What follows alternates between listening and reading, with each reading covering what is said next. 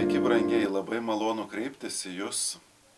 Noriu šiandien kalbėti tema Marija, mano draugo mama. Įdomi tema, kadangi daug kelia įvairių klausimų apie Marijos reikšmę, vietą. Taigi norėčiau pradėti nuo tokio pavyzdžio. Kartą lankiau vieną savo draugą. Na ir žinot ką, šie laikai labai įtempti, žmonės susijėmę. Atvažiavęs neradau jo, namuose buvo tik mama. Nu ir ką, beliko mamą kalbinti, kaip mano draugas gyvena. Ir išgirdau labai įdomią istoriją iš kitos, sakyčiau, pusės, dar įdomesnė, negu galbūt būčiau išgirdęs iš savo draugo. Tai praleidom beveik pusdienį ir kalbėjomės, klausinėjau aš ir daug sužinojau. Na ir kai savo draugą susitikau, jau man beliko tik šypsotis, kadangi aš daug žinojau, ne tik tai, ką jisai valgo, ką veikia, bet tokių dalykų, kuris būtų galbūt ir pats nepasakęs man. Tai tas pavyzdys man, tiesą sakant, labai buvo iliustratyvus, kai kalbam apie Mariją, Kristaus, Jėzaus motiną. Mes, kalbėdamiesi su motina, galim sužinoti apie sūnų. Jūs skaitėt tą Jono Evangelijos vietą, kurioje rašoma, kaip Marija prašo savo sūnaus, kad jis parodytų save, parodytų savo galią ir padėtų tiem žmonėms, nes jinai jau jį pažino. Jinai žinojo, kad jis tą gali daryti. Tie žmonės, kurie buvo vestuvėse, net negalėjo nutuokti, kad tokie dalykai įmanomi. O Marija pažino Jėzų. Ir štai pakvietė tokiam dalykui, kurį vadinam pirmojų stebuklų padarytų Kristaus. Dažnai žmonės sako, mes kaip katalikai Mariją pervertinam. Galbūt tiesiog garbinam, ir jinai ko nekonkuruoja su Jėzumi, o kartais net konkurencijoje kovo Jėzus pralaimi.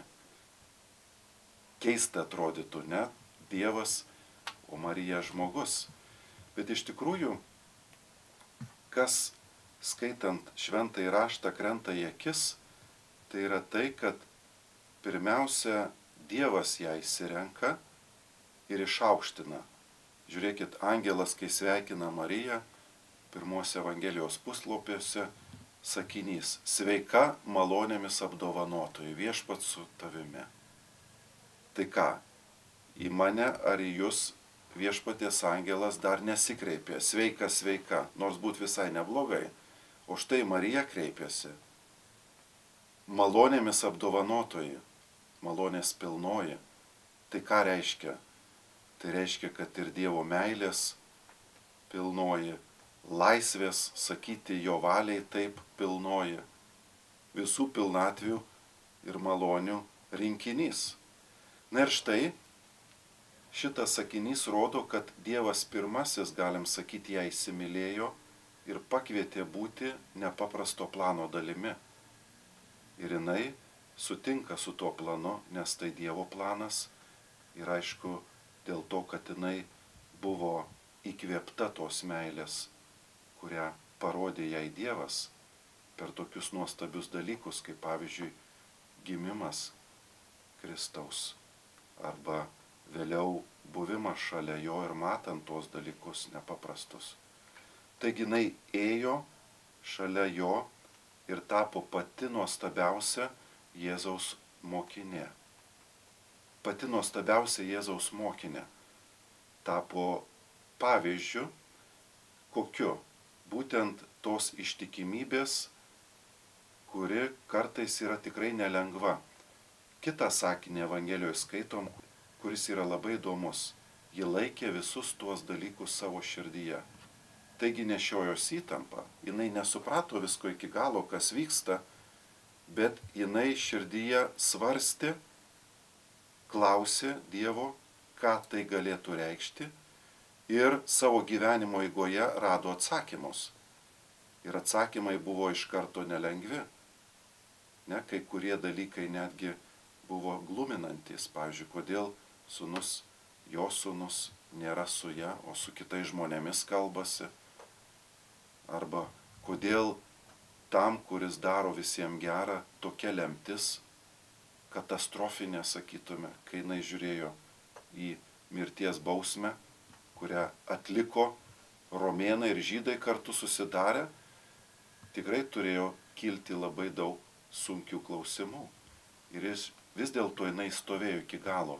Ir dėl to jinai yra mūsų pavyzdys, jinai buvo apdovanota tuo patyrimu, kuris yra neįtikėtinas matyti prisikėlusi Kristų. Kartu su apaštalais jinai buvo tarptų, kuri liudijo, kad jis yra prisikėlęs. Ir žinom, kad jie buvo perkeisti labai galingos jėgos, vadinamos šventosios dvasios atsiuntimu.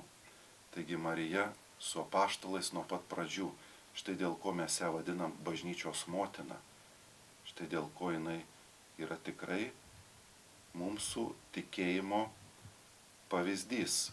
Kai ją kreipiamės, iš tikrųjų kreipiamės į Dievą, nes kai aš atvykau aplankyti savo draugo, iš tikrųjų aš pas savo draugą atvykau, bet kadangi mama buvo ta, kuri man padėjo draugą pažinti, man buvo lengviau po to su draugu bendrauti ir man, tiesą sakant, tarsi parengė kelią tam gilesniam netgi susitikimui. Taigi aš sakyčiau, kad jeigu žmogus meldžiasi mergelės Marijos užtarimo prašydamas, jisai elgiasi taip, kaip šventajam rašte yra pakviesta sveikinti sveika Marija, malonės pilnoji, ir tarsi būti tai žmonėmis, kurie stoja greta viešpaties, matydami, koks nepaprastas gali būti Dievo darbas žmoguje. Jie patiki, kaip jinai patikėjo, ir tokiu būdu savo gyvenimą padaro neįtikėtiną. Nes jeigu žmogus eina su Dievu, jisai tampa malonių pilnas. Tai sakytume, Marija yra tas provaizdis, kokie turėtume mes kiekvienas tapti malonės pilni. Na ir aišku, pasveikinti Dievo, kai būtų smagu išgirsti iš viešpaties, kai pas jį nueisim, sveikas, sveika, malonėmis apdovanotoji, apdovanotas. Viešpats su tavim buvo, atrodo, aš buvau su tavimi.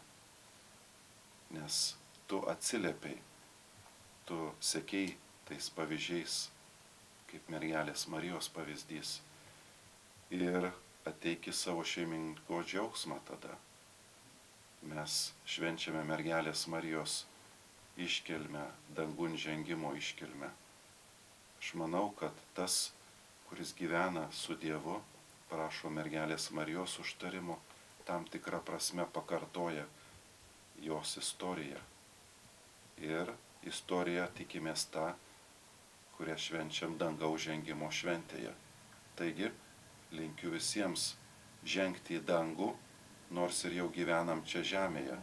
Pirmiausiai savo širdies dangų, tą, kurį turime ruošti, kad Jėzus galėtų apsigyventi. Marija vadinama sandoros skrynia. Joje apsigyveno viešpats. Jis yra pavyzdys, kaip ir manyje galėtų apsigyventi Jėzus. Aš tarsi turiu tapti nėščias Jėzumi. Ir jis turi gimti mano širdyje, mano gyvenime. Kai tas atsitinka, dalykai pradeda keistis ir žmogus patiria dangaus karalystės blyksnius. To ir linkiu daugiau dangaus, o žemiškoj kelioniai pasibaigus dangaus su viešpačiu ir mergelė Marija bei visais šventaisiais. Ir čia sakau jau amen.